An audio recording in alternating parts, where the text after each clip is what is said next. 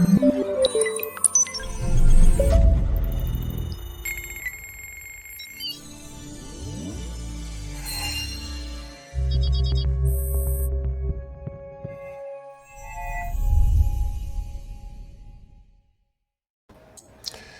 welcome. Today we are talking with Jesse Link. Jesse is the co-founder and CEO of Rella, and Rella is a digital wedding planner platform.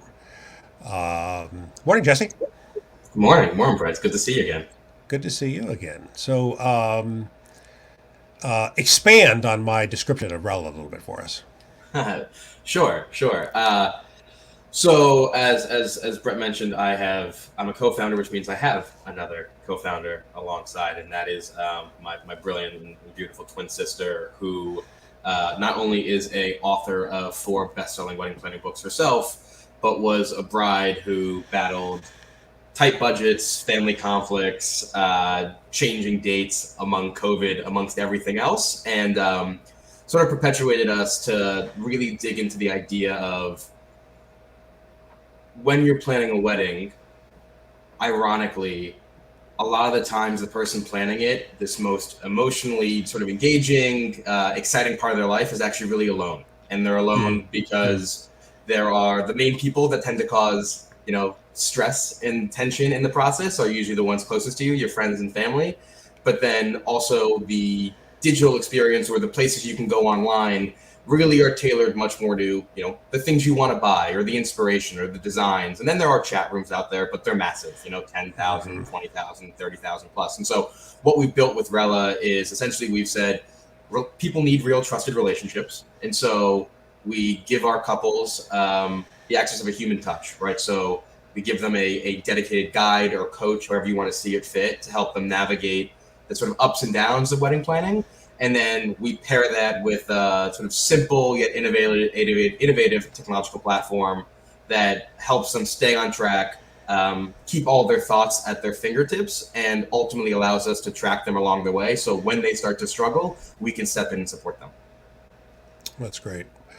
So, I've I've got a few daughters, so I've been Mhm. through the wedding planning process. And so, one of the things I know about the wedding planning business is, first of all, that it's a huge industry. Yeah. And secondly, as you said, that most of the online resources are really focused on trying to sell you something, Right. because people often spend a lot of money on their weddings. And thirdly, that the people who have money tend to hire a wedding planner. And these wedding planners can be, I mean, people spend 20, 30, $50,000 on a wedding planner alone, right? Easily. Yeah, easily. Easily, right? And so I guess two things. One is I question whether or not that's a good use of money for anybody, and then secondly, that means that an awful lot of people are priced out of having a wedding planner because spending 20 or 30, $50,000 or more just on the planner component, is way out of the reach of many people. And so this notion of how we could kind of digitize this, make a digital product out of this, so that it's more accessible to all, I think is a super interesting proposition. So, what do you tell us about your entrepreneurial journey? In other words, kind of how did you originally come up with this idea, and how's it gone so far? What's the current status? Sure. And yeah, I think there's definitely something to, well, one, whether or not paying for a wedding planner is not an argument that I'm going to jump on board of, but I do think there is there is definitely a subset of couples and of brides who can afford a wedding planner but also choose not to because they want the Hmm. hands-on experience. They want to be in control, but also like there is something really empowering about working through this really complex project with you and your significant other and starting this life together. And so, Sure. being a support function along for that ride versus being the one leading them on that ride is something that's really exciting for us. Our journey has, to use the same sort of analogy, been very much a ride. When we started, I left Goldman Sachs about just over 2 years ago now.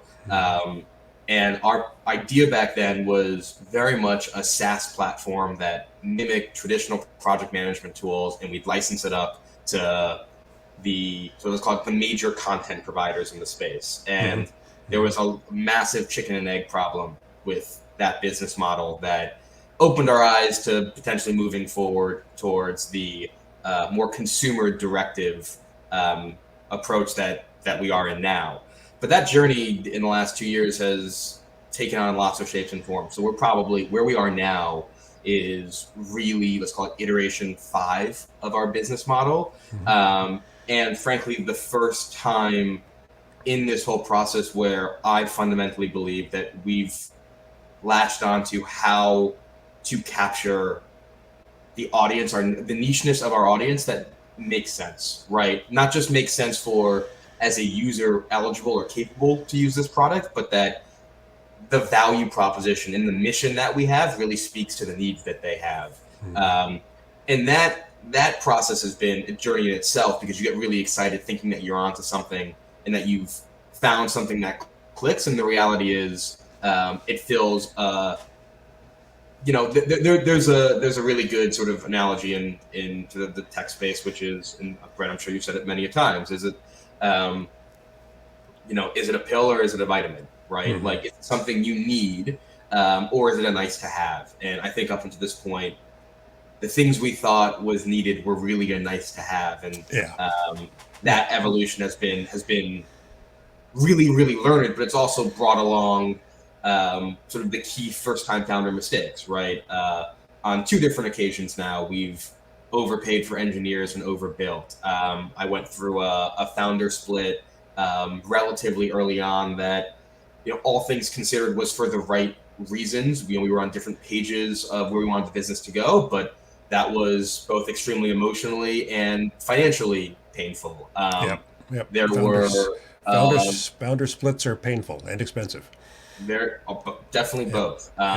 There was sort of periods of imposter syndrome, continued periods of imposter syndrome. There's periods of perfectionism, of being embarrassed by your MVP and not wanting to put in front of others. There were we were 0 for 57 on our first rounds of going out for venture funding, and part of the problem was I was going for venture funding, and the industry that we're focused on and the way we're going to build this is going to be angels and operators and founders first. And so a lot of those life lessons that, one, take time to get into the middle of them, take time to work through them, and then take time to debrief and actually overcome the down of realizing you made a mistake. And so I like to say we're at a point now where we've reopened our wait list to some pretty meaningful fanfare.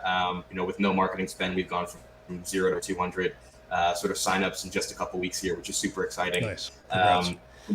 Thank you. But that's 2 years of understanding our users. That's more money than I'd like to admit, both on spending on the business and therapy hours. I think that the truth is, the reward so far has actually been the journey. Like, we're just getting off the ground. I see an opportunity for us to really make a splash in the spring here and go live. But the journey has been extremely rewarding, just in itself. The way I've changed, the way I've evolved, and I learned more about myself in the last 18 months than I did in 7 years at Goldman, without a doubt. That's awesome. So, in the startup world, we talk a lot about product market fit, right? We talk about getting to a fit between what the market wants and what the product does. And you already mentioned this thing about painkillers versus vitamins, right? That people will pay good money for painkillers, but they won't pay that much money for vitamins. And that part of your process to product market fit has been kind of figuring out the actual need to have features that kind of solve a real problem that people getting married have and would like to pay for. And then the other component to product market fit is often kind of finding what particular customer segment is it that we really resonate with, right? And so, with your business, the universe of people getting married is very large, right? You have people getting married at all different stages of life, people getting married under different circumstances, people having destination weddings versus local weddings, people having weddings with certain cultural kind of cultural requirements to the wedding. So there's a very big universe. And so, in your customer development process, have you is it kind of become clearer to you where within that universe your product resonates most strongly? Absolutely, absolutely. So when we started, we had the sort of big-eyed, bushy tail of, holy crap, 70% of couples in this country, of the, let's call it 2.5 million on average, that get married every year, with um, a consistency going back over 50 years that is, low percentage, single digit of deviation. So an extremely Mm-hmm. consistent industry. Mm-hmm. Um, you're talking 70%. So, 1,750,000 plus of couples just in this country, Mm-hmm. get married without a planner, right? And so that gave a massive array of places to try to work through. When we first started, we tried to approach it from the lens of what is the biggest and most interesting lion share to grapple with. And we actually focused on two times, because we thought that we could, through a similar user experience and a similar tool infrastructure build, that we could capture two different personality types who actually use something, or we thought would use something in similar ways, but for different reasons. That thesis wasn't totally wrong, but it did two things that were pretty meaningful for us. One, it totally split the way we thought about marketing and the way that we spent our time trying to actually engage users, the way the questions we asked. And so we weren't totally zeroed in and focused. And because the personality types were extremes, just to be very specific, we were going extremely type A person on one end, like the I need Mm-hmm. to control every minutia and finite detail to a Mm-hmm. T, to the I'm paralyzed and I don't know Mm-hmm. what step to even take because I can't think. And the mindset was, well, if we give both of them sort of exacting step by step hand holding and control, it could work. That UX, that user experience, were totally different things, and what resonated with them from a marketing perspective, but also how we built the product, um, would be totally different. We've gone through 3 or 4 different iterations of this and have really now narrowed in on this universe of people, millennial, Gen Z, who sort of fit two really sort of simple buckets, if you will. Um, One is they prioritize experiences, or sort of experience spending, over and above anything Mm-hmm. else, which is, Mm-hmm. colloquial to most of, let's call it, the universe. But in weddings in particular, Yeah. there are things, and then there are experiences that you can buy, Mm-hmm. right? And we view ourselves very much as an experience that you can buy in that process. And then two, the part of the population that is comfortable and, most importantly, willing to engage in some type of intimate or thoughtful conversation or relationship digitally, right? So the Mm-hmm. individuals that are, whether they're doing mental health type stuff online or coaching I see. online or whatever it may be.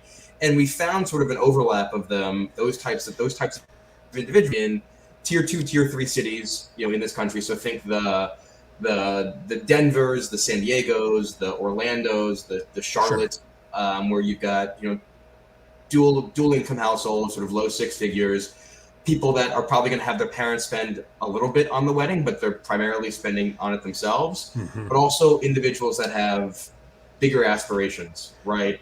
Individuals that want to be in control, individuals that uh, want want the feeling and empowerment of building something together. And arguably, there is very specific word choices that we've figured out in our marketing that has allowed us to hone in on not just what resonates, but where in social media, and what hashtags are they spending their time on looking at most, where on Sure. Pinterest are they spending the time, and actually, most importantly, sort of tangentially, what type of businesses within the wedding space, so partnerships that we can work with, are they also going to, that we can have sort of referral chips and dynamics to really increase our funnel. Yeah. And that specificity has helped a lot. Right. So it's interesting you said that if I'm somebody who is already using Better Health, for example, Sure. for counseling, that makes me more likely to be comfortable with the idea of also using an app for wedding planning. which I That's would right. not have, I would not have thought of that, but that totally makes sense, right? That there are Yeah, people. because a lot of the things that were, there's a playbook to all of this, right? Like, sure, there absolutely there are parts of this where you want somebody to help you figure out table seatings or centerpieces or floral designs or any of that sort. And we have people within our team that more than have the expertise to help you with that. But a lot of the things happen at the very beginning, right?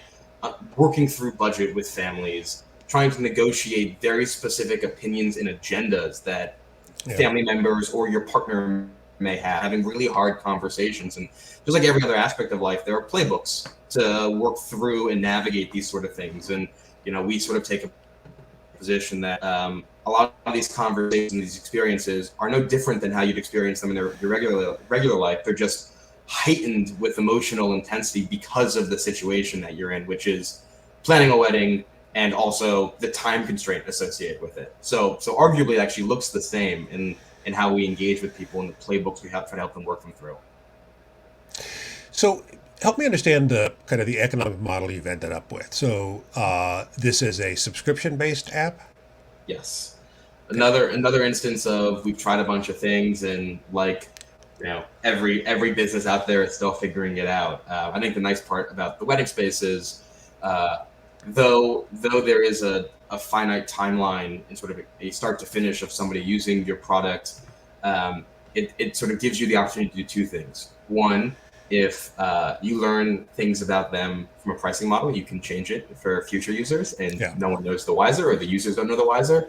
But also, more importantly, in a one-time event like this, you have individuals that are actually willing to spend over and above what they Yeah. would traditionally spend on. And so Because it's we a constraint. It's a constrained amount of time. I mean, most wedding planning takes, I don't know, what is it, maybe 8 to 16 months, somewhere in that range, right? And so 15 months is the US average. Yeah, there we go. 15 months is the exactly. U.S. average, right? So in other words, I know that I'm subscribing to something, but it's for a finite amount of time.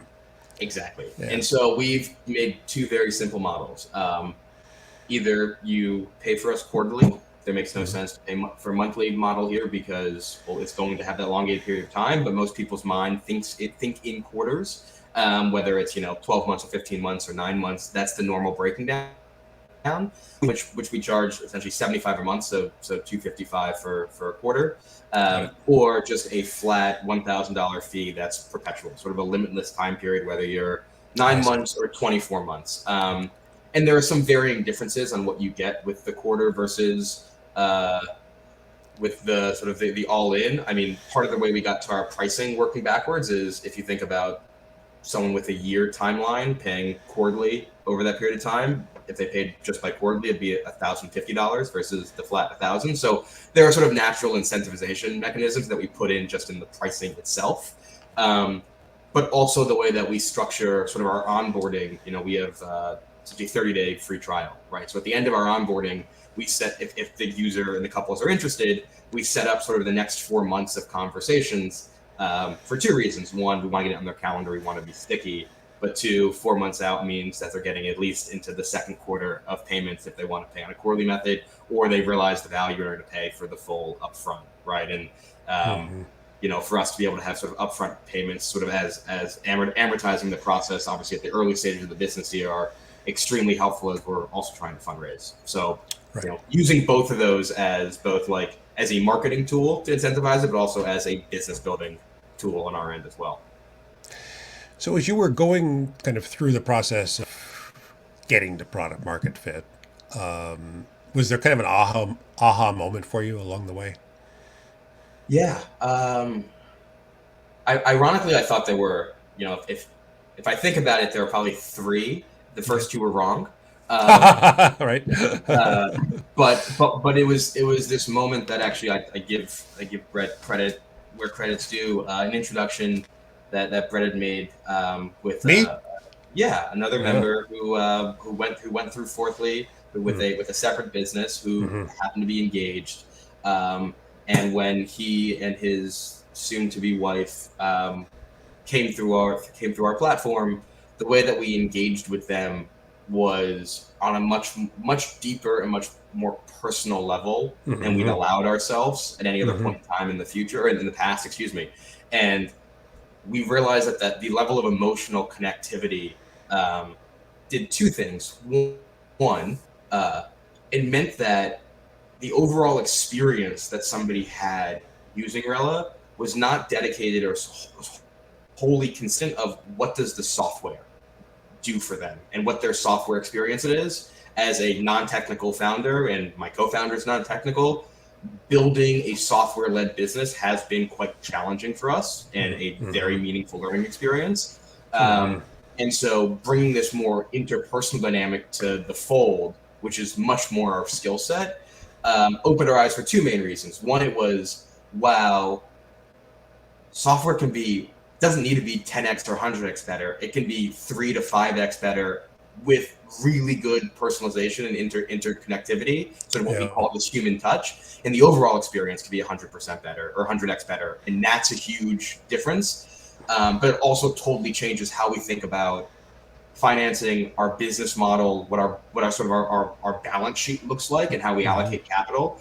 And the takeaway from that became, we can have a much more powerfully connected experience for our users and run a higher margin business. And that obviously, those two things together put a smile on my face.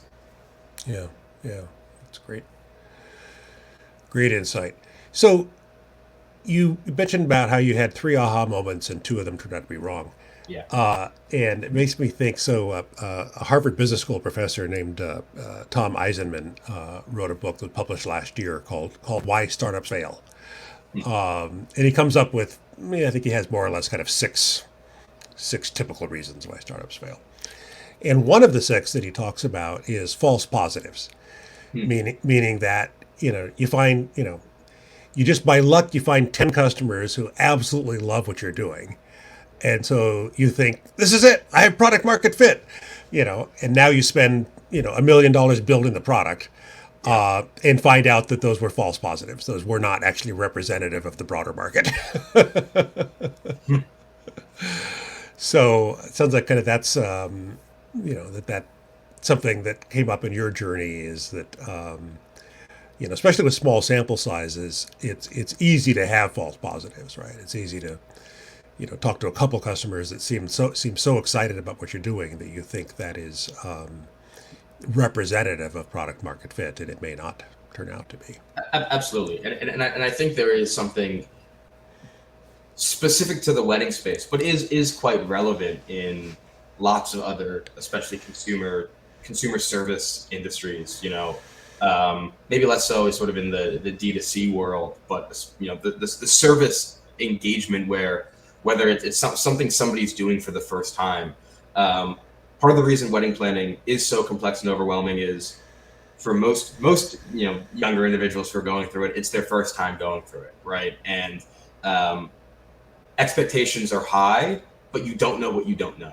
And I think from a product-led growth model, there are flaws in that by building for a user that wants things that they haven't done yet, right? And don't know until they're looking back on it, or you can have a conversation in arrears about what they actually needed and when.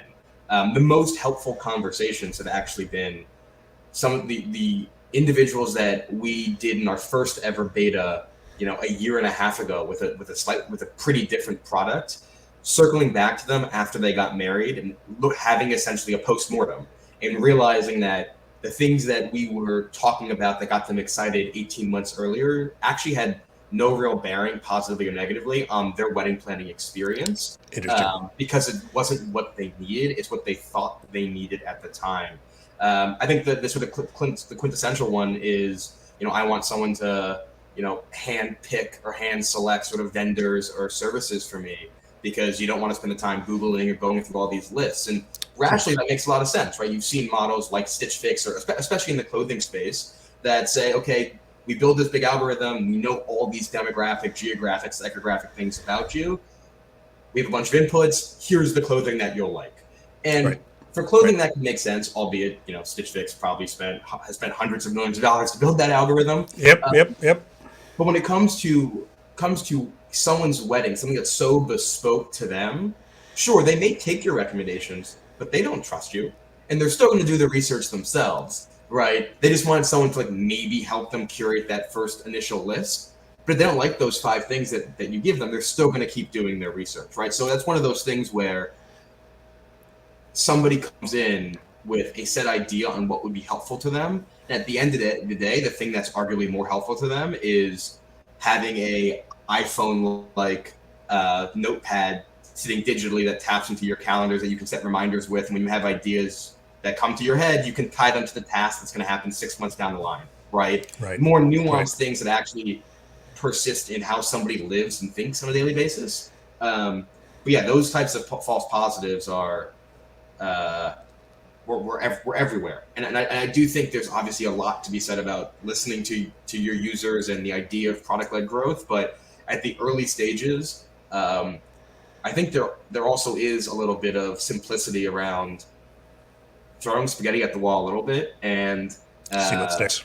seeing Yeah. what sticks. Yeah. Right. Yeah. Right. And sometimes to be fair, like something like weddings, and most feedback loops for most businesses is fortunately a shorter time period. For other entrepreneurs, ours happens to be a little bit longer.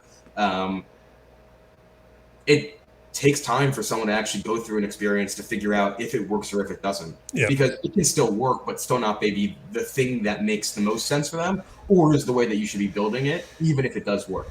And so there are those false positives that come up all across that experience. Yeah. Well, I was just thinking, I was thinking about how, in terms of, digital AI that can guide me through the wedding planning process. I was thinking about how one of the interesting things about a wedding is that everybody wants their wedding to be unique, right? They want it to be a unique experience for their guests. But at the same time, they want ideas that are, rooted in past success. and that other people have proven work, right? And so it's this interesting balance that I don't want a cookie cutter wedding. I don't want a wedding the same as everybody else's. I want a wedding that is unique. But at the same time, I don't want my wedding to fail, and so I want to be using well accepted and well tested concepts. Absolutely. And trying to walk that line is difficult enough for a wedding planner, let alone for a digital assistant. Yeah, I think there are like anything else. There are really thoughtful ways to give someone flexibility, and in many cases the feeling of flexibility or the feeling of curation through things that are more manual or things that are limited AI. Right? For instance, the way we're building out our back end is a couple goes through, let's call it, the second conversation with one of our guides. And in that conversation, that we focus primarily on fears and anxieties that, they think may or may not come up throughout the process. And after that conversation, we can then take our key learnings, put them into the back end of sort of our admin panel. And so the tasks or the steps or the tips or whatever is related to sort of counter those fears get pushed to the top of what they see on their planning platform, or we rebalance the timeline in which they're focusing on things to give them more time to focus on the things that will likely have more anxiety or have more sort of tension associated with it. And so there are small things that, exactly to your point, right? The nice part about this is there is a way to plan your wedding. There are blockers, right? Like until you figure out your budget, you can't figure out your venue. Until you figure out your venue, you can't. That's right. Maximize There's right. There's some blockers that are common to all weddings. Exactly. And so to the extent that we can kind of help ease those common, well-known blockers, just by doing that, we're adding value. Exactly. And look, there's just like a deck of cards. You can have hundreds and thousands of different types of ways you can cut it, but palettes are still roughly the same colors. Right. Our job is not to help them pick trends. Our job is to help them make the actual final decisions on their trends once they've figured out what they like, and actually help them actually execute it in a way that feels authentic and personal to them. And there's a lot of that is just being there and reinforcing them and encouraging them to make decisions that make sense to them, regardless of what else they've seen online or what their friends have done, or etc. It's Right. really it's really there's an empowerment underlayer to this that gets me really excited. So Jesse, two more questions. So one is, so one of the most common questions I get is, do I need a technical co-founder? Hmm. Right. It's one of the most common questions I get, and for the most part, my answer is no. And my rationale for saying that is that the things that will make or break your startup usually have to do with understanding customers, figuring out if you can solve real needs the customers have, figuring out what your target market is, figuring out product market fit, right? Those are the things that will end up driving success or failure for the startup. And that for most kinds of startups, writing the code is not really it's not really the hard part. In other words, Yeah. you can always hire somebody to write code. It's understanding customers and delivering something the customers actually care about. That's the hard part. So it's interesting that your recommendation sounds like, from your own experience, is that having a technical co-founder is super important. Um, I'll come at it from two angles. Okay. I think not having a technical co-founder has caused us to spend Mm-hmm. a meaningful amount of money and send us into directions that may or may not be the right one. Mm-hmm. However, the learnings from that, um, you know, it's easy to say with hindsight 2020, the learnings from that are worth 10 times the dollars spent or the time I see. lost. I see. Um, So but so what I do, it was miserable and expensive, but you ended up learning a lot. yes. I've said this to a couple other sort of founders that are non-technical that are starting businesses in sort of the software or software enabled space, and um, you know, engineers are an interesting breed, as you know very well, Brent. Right? I do. And I spent um, I spent most of my career trying to manage engineers, which is and managing them is extremely difficult, mm-hmm. especially when you don't know the language they speak. Mm-hmm. And so Mm-hmm. the analogy that I've been using a lot to describe my experience is, um, it's like going to France and finding the most acclaimed, world-renowned French teacher, but they will only respond or talk to you if you speak back to them in perfectly grammatically correct French, right? Mm-hmm. And so the thing that I say now is, sure, would it have made my life a lot easier if I had a technical co-founder from the get-go? Absolutely.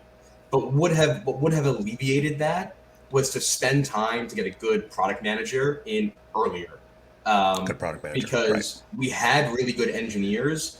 They were just taking what we were saying quite literally, Right. and so was turning the product into a really thoughtful back end with a really unthoughtful front end.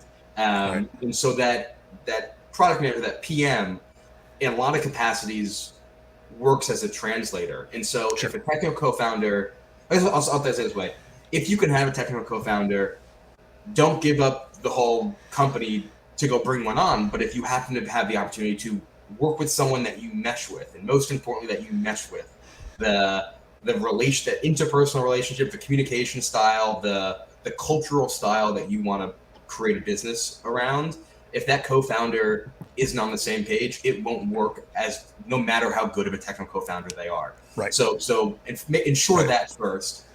I think if you can have one, obviously it's better than not, but there are lots of ways to still skin the cat, where again, if I were to go backwards, I definitely would have brought in a PM, or at least a part-time PM, even someone Yeah. that's just 10 hours a week to set up our tickets to in sort of our software product management tools, so that the engineers had a clear understanding of what we wanted. um, Yeah. that's worth the money for sure, and the Yeah. time. Yeah. Yeah.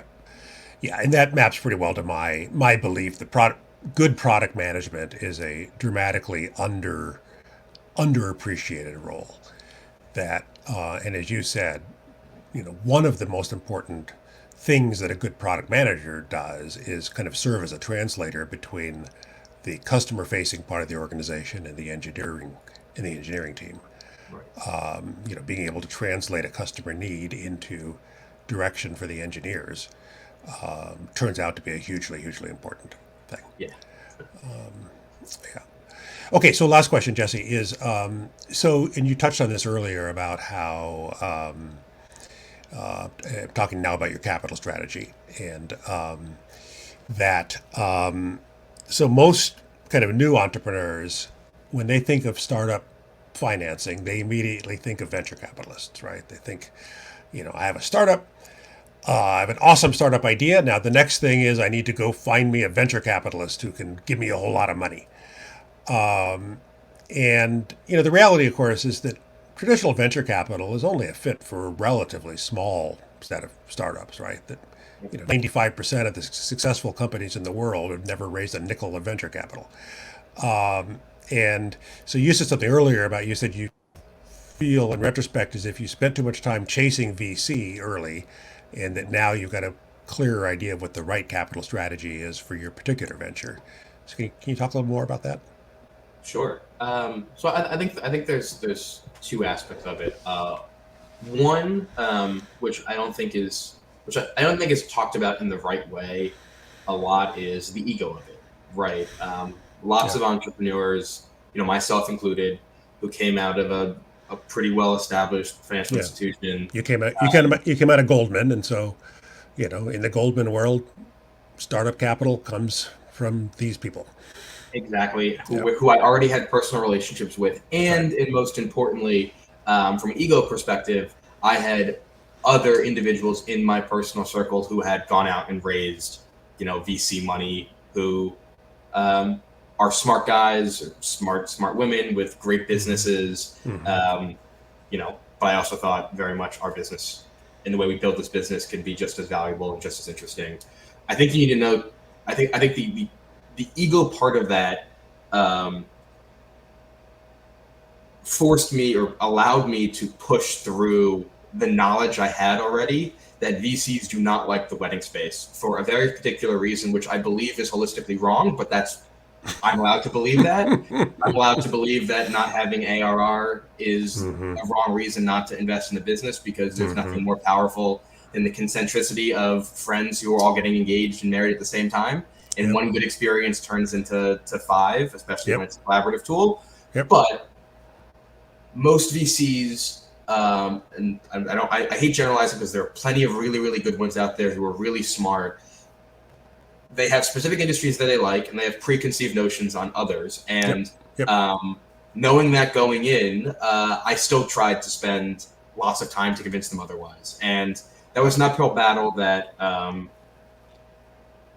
caused more harm than good for two reasons.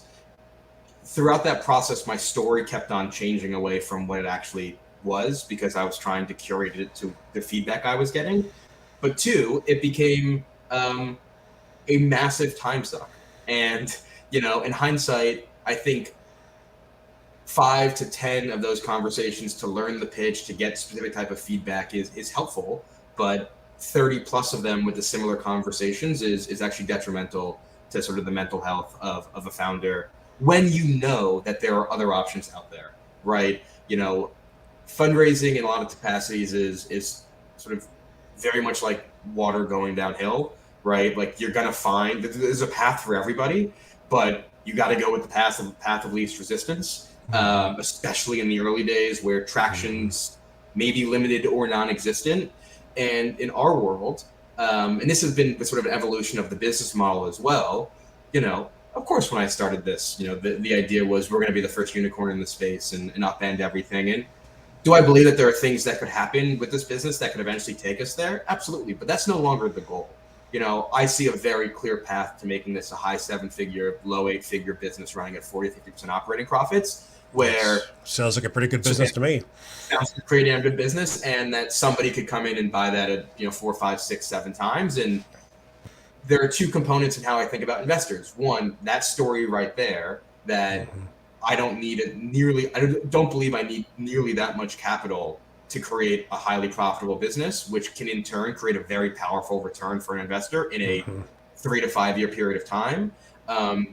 but also this is an emotional story, right? This is about, actually providing real hands-on support to people who are overlooked. Isn't really the right answer, because there are so many other things that society people are overlooked, but this part of mental health and this part of human interaction and support is overlooked. And so Right.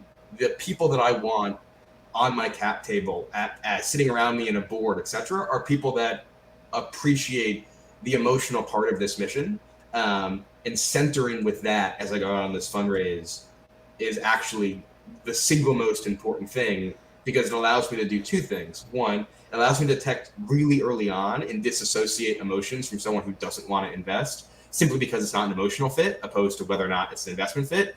Yeah. And two, it helps me really focus in on investors and founders and operators and angels who have invested in like-minded businesses. And obviously that should always be the first place you start. But you can get really granular with this mindset now, which is what I've been doing.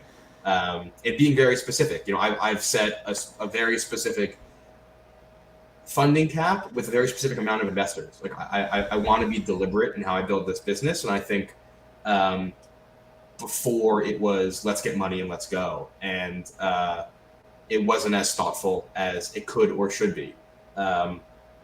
What I didn't do, though, that I should have done in the earlier stages is I definitely should have thought about, let's call it, small business loans or other types of grants and programs that exist out there now in scale, that are readily available for all different types of founders, all types of businesses. And I personally, in the early stages, had aversions to some of the accelerators for, let's call it, more financial reasons, given how much actual equity they take of your business. And Brett and I have had a number of conversations of the pros and cons of that.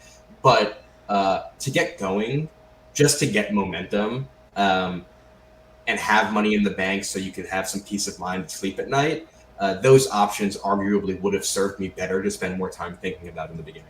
Yeah, I think that's very solid advice. Well, Jesse, thanks for taking the time. My pleasure. And I think there's three things I love about Rella. The first is that you're taking a very large existing market and just simply trying to find a differentiated piece of it that you can take. Right? I always say that it's much harder to create demand where there isn't any than it is to go into someplace where there's already a lot of existing demand, and now we just have to carve out a spot for ourselves, right? And so, weddings, that's a $1 zillion category. So now we just have to carve out a niche of it for ourselves, and I'm excited about that. And the second thing I love is that I love that there's kind of a legitimate social impact angle to this, or I should say equity angle to this, right? Which is that an awful lot of people, they can't afford 50 grand for a wedding planner, and so the notion that we're bringing to them for a few $100, we're bringing to them many of the benefits of having a wedding planner, I think is awesome. And then the third thing that you've touched on several times in this conversation has to do with mental health. That planning your wedding is a stressful thing. You've got all these expectations. It's going to be the most important day of your entire life, and all your family's going to be there, and it can be incredibly stressful for people, for couples. And and the fact that several times in this conversation you've talked about how what you want to do is kind of bring some relief, bring some sanity, bring some help to relieve the burden for couples in their wedding planning process, so that they can really focus on the important stuff, and and offload some of the stuff that is easily offloadable to a digital assistant, to your app. I think that's a great thing. So it's I've thought for a while about how we all experience it, whether you're in a fight with a friend or a significant other, or you have something that stresses you out at work, or anything in your life. There's a part of your brain that a lot of the times, at least in the moment, turns off the ability to be practical or be tangible. Yeah. And weddings, because you have 8 events essentially that you're planning over the course of a short period of time, those things compound really quickly. And so you get to the middle of it, and the slightest little decision is riddled with decision fatigue because all of Yeah. these other things that you haven't spent time to work on Yeah. push together. And so it's exactly to your point. Can we just bring practical, rational, tangible thought processes and playbooks to conversations to get people back to actually feeling in control and executing on what they want? Awesome. Well, Jesse, thanks again for taking the time, and I want to give you a chance here for a call to action. So, if anybody is interested in signing up on the waiting list, where would they go? Yeah, absolutely. So our website is rella.love, RELLA.LOVE, because love is what we're all about. Yeah. Also, feel free to follow us on TikTok at Rella Weddings. You'll see every different type of advice up and down, from emotional to planning, and everything's in the middle. And yeah, we're friendly. We're here for you. There's a very diverse team of people on our side that can help sort of couples from all different walks and backgrounds and different dreams. And so feel free to check us out. All right. Jesse, thanks again for the time, and congrats on all the success so far. Thanks, Brett. Always a pleasure to see you, my friend. I do well.